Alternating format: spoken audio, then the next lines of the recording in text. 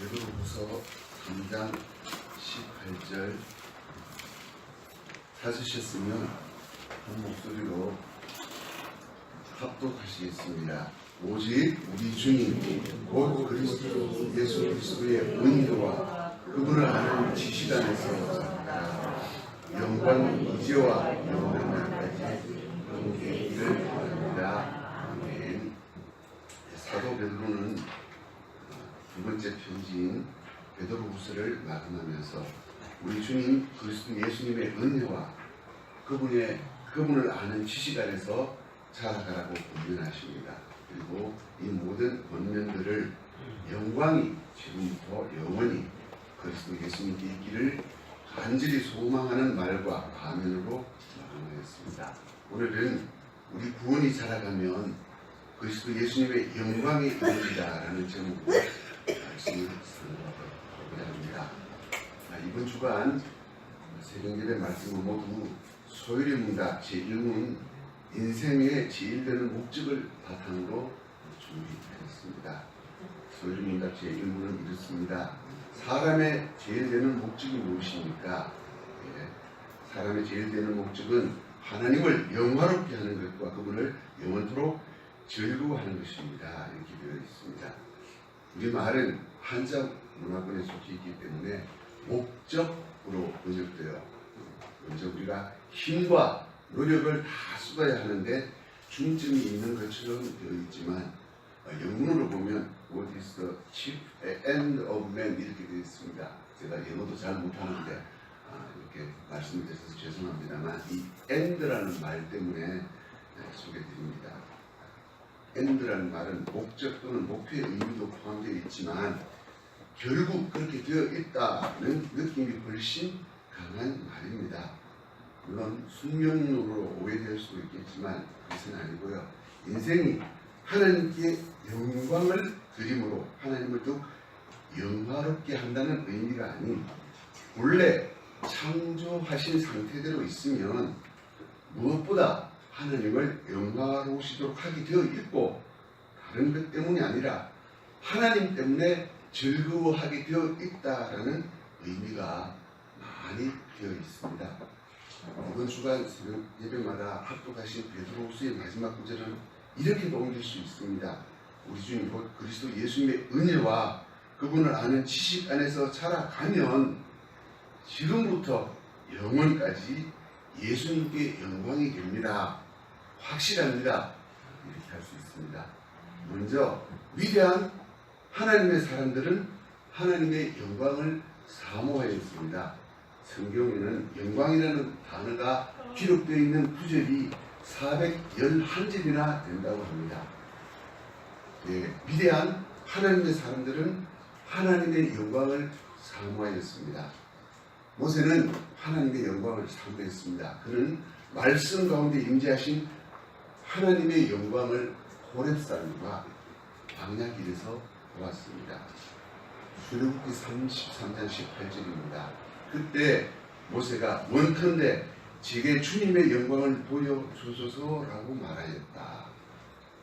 그러나 그가 호렙산에서 볼 수 있었던 하나님의 영광은 호렙산 바위 틈에서 본 영광이 지나간 뒤에 영광의 흔적이었습니다. 출애굽기 33장 20절입니다. 나를 보고서는 살 사람이 없으니 네가 내 얼굴을 보지 못할 것이다. 인간은 비천하고 연약하며 죄인이기 때문에 하나님의 영광을 직접 볼 수는 없는 존재입니다. 욥기 26장 9절의 표현대로 하나님께서 보좌 앞을 가리시고 그 위에 당신의 구름으로 펼치시는 것은 인간의 불완전함에 대한 배려입니다. 하나님의 영광을 보여주시기 위해 하나님께서는 모세를 이스라엘 백성에게 물을 내셔 마시게 했던 바로 그 호렙산 바위 틈에 두고 하나님의 영광이 나타날 때까지 하나님의 손으로 덮었다가 영광의 틈을 보도록 하셨습니다. 그 바위 틈에서 모세는 하나님의 눈부신 빛과 삼키는 불로부터 보호되었습니다. 고린도전서 10장 4절은 그 반석은 곧 그리스도였다라고 합니다. 우리가 하나님의 영광을 아는 길은 오로지 그리스도를 통해서 알 수 있습니다. 하나님의 영광을 뵙는 것은 성도들이 영원한 축복이 되도록 장래를 위해서 기부된 은혜입니다.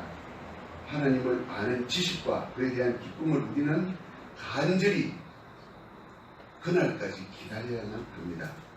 요한일서 3장 2절 말씀대로 그분께서 나타나시면 우리도 그분과 같이 될 것을 알고 있으니 이는 우리가 그분을 계신 그대로 볼 것이기 때문이다. 이렇게 되어 있습니다. 우리는 하나님의 영광을 지금은 뵐 수 없습니다. 그러나 구원의 서정, 어제 말씀을 드렸습니다. 우리는 이 땅에서 이루어 나가는 우리의 구원이 성화와 견인 단계까지일 뿐입니다. 이 땅에서는 하나님의 영광을 도저히 뵐 수 없지만, 그러나 우리가 그 나라에 이르렀을 때 우리의 구원이 자라나간 마지막 지점이 되었을 때는 우리가 영화롭게 된다고 우리는 믿습니다. 이 영화라는 말은 하나님의 영광과 같이 있어도 우리가 해를 입지 않는 그런 정말 영광스러운 단계입니다. 이 지점이 예수님께서 재림하신 바로 그때인지 아니면 천년 왕국이 끝나는 지점인지 우리는 정확히 알 수는 없습니다. 그러나 영광스러운 하늘나라에서 가장 아름다운 것이 새 예루살렘입니다. 이 새 예루살렘은 어린 양의 신부인 교회를 상징합니다. 하나님의 빛이 영원히 빛나는 곳에서 하나님과 함께 우리가 있게 되는 것을 우리는 소망하고 바라고 있습니다. 하나님의 마음에 합한 사람 다윗은 하나님의 영광을 사모하는 마음이 간절하기에 평범한 하늘을 보면서도 하나님의 영광을 그렸습니다. 10편 19편 1절입니다. 하늘은 하나님의 영광을 선포하고 궁창은 그분의 손으로 하신 일을 나타낸다. 사도 바울은 하나님의 절대 주권과 그분의 영광을 발견하는 삶을 살았습니다. 로마서 11장 46절입니다. 만물이 그분으로부터 나와서 그분을 통하여 그분께로 돌아간다. 그분께 영광이 영원토록 있기를 원합니다. 아멘. 사도 바울은 성도들에게 모든 삶의 영역에서 하나님의 영광을 찾도록 권면합니다. 고린도전서 10장 32절입니다. 그러므로 너희는 먹든지 마시든지 무엇을 하든지 다 하나님의 영광을 위하여 하여라. 이처럼 하나님의 영광은 하나님의 속성이면서 동시에 성도의 삶 속에 나타날 수 있는 하나님의 생명력이며 또 우리가 자기 중심주의일 수밖에 없는 인생이지만 우리의 삶을 하나님과 그분의 교회를 위해 희생하고 봉사하게 하는 하나님의 능력이기도 합니다. 그러면 하나님의 영광을 사모하는 성도는 어떻게 살아야 합니까? 첫째, 그리스도와 함께 고난도 받을 각오가 있어야 합니다. 로마서 8장 17절입니다. 자녀이면 상속자이고 그리스도와 함께 상속자이니 그리스도와 함께 상속자이니 우리는 그리스도와 함께 상속자입니다. 우리가 그분과 함께 영광을 받기 위하여 고난도 함께 받아야 할 것이다. 베드로전서 4장 17절입니다. 오히려 너희가 그리스도의 고난에 참여하는 것이니 그리스도의 고난에 참여하는 것이니 기뻐하여라. 이는 그분이 영광이 나타날 때 너희가 크게 기뻐하고 즐거워하게 하려는 것이다. 우리가 이 땅에 살아가는 날 동안 받는 아주 작은 환난이 있습니다. 우리는 그 환난을 힘들어하지만 사실은 우리가 그 고난을 받을 때 기뻐해야 합니다. 왜? 그 고난은 그리스도께서 받으시는 고난이기 때문입니다. 그리고 그 고난으로 말미암아 우리는 장차 표현할 수 없는 너무도 큰 영광에 동참하게 되기 때문입니다. 둘째, 풍성하게 공급하시는 그리스도의 역사심을 기대해야 합니다. 빌립보서 4장 19절입니다. 나의 하나님께서 그리스도 예수님 안에서 영광 가운데 그분의 풍성하심을 따라 너희의 모든 필요를 채우실 것이다. 세 번째로 사람을 외모로 판단하지 말아야 합니다. 야고보서 2장 1절입니다. 나의 형제들아 너희가 우리 주님 곧 영광의 예수 그리스도를 믿는 믿음을 가졌으니 사람을 외모로 취하지 마라. 네 번째, 각 교회에 복음과 말씀을 위해 세우신 사역자인 담임 목회자를 그리스도의 영광으로 인정하고 존경해야 합니다. 고린도후서 8장 23절입니다. 기도로 말하면 그는 나의 동료이며 너희를 위한 나의 동력자이다. 우리 형제들로 말하면 그들은 여러 교회의 사자들이고 그리스도의 영광이다. 바울과 디도를 비교한다면 어떻게 생각하겠습니까? 그러나 바울은 디도를 교회에 소개하기를 그는 나의 동료이며 너희를 위한 나의 동력자이다. 그리스도의 영광이다 라고 얘기했습니다. 우리가 큰 목사님이라고 부르는 분과 우리 교회의 목사님을 동등하게 생각하는지 우리 자신을 반성해야 된다고 생각합니다. 끝으로 하나님의 영광이 완성될 때 교회는 새 예루살렘이 됩니다. 성경은 새 예루살렘을 예수님의 신부라고 설명합니다. 요한계시록 21장 2절과 9절입니다. 또 내가 거룩한 성 새 예루살렘이 하나님께로부터 하늘에서 내려오는 것을 보니 신부가 남편을 위하여 단장한 것 같았다. 7 천사 가운데 하나가 와서 나에게 말하기를 이리 와라. 내가 네게 신부 곧 어린 양의 아내를 보이겠다. 성도가 전체로서 새 예루살렘입니다. 어린 양의 신부인 교회입니다. 요한계시록 21장은 요한계시록 22장까지 있습니다. 마지막 부분에 우리 교회의 모습을 우리에게 보여주고 있습니다. 하나님의 구원 역사가 완성될 때 우리의 구원이 다 살아났을 때 교회는 흠과 티가 없을 것입니다. 고발자이며 회방자인 사탄도 더 이상 고소하거나 비난할 거리를 찾을 수 없게 될 것입니다. 계시록 21장 11절입니다. 하나님의 영광이 있어 거성의 빛은 지극히 귀한 보석 같고 수정처럼 밝은 벼곡 같았다. 구약과 신약의 교회가 온전히 하나가 됩니다. 지금은 여러 가지 색채로 나뉘어 있지만 모든 교회가 온전히 하나가 될 것입니다. 교회들은 너무나 많이 흩어져 있죠. 같이 할 수 없을 것처럼 이렇게 나뉘어져 있습니다. 그러나 그날이 되면 온 교회가 하나가 될 것입니다. 21장 12절입니다. 12문에 이스라엘 12지파의 이름이 새겨져 있고 21장 14절입니다. 성벽의 12기초 속에 12제자의 이름이 새겨져 있다고 했습니다. 그것은 구약과 신약의 교회가 모든 교회가 온전히 하나가 될 것을 보여줍니다.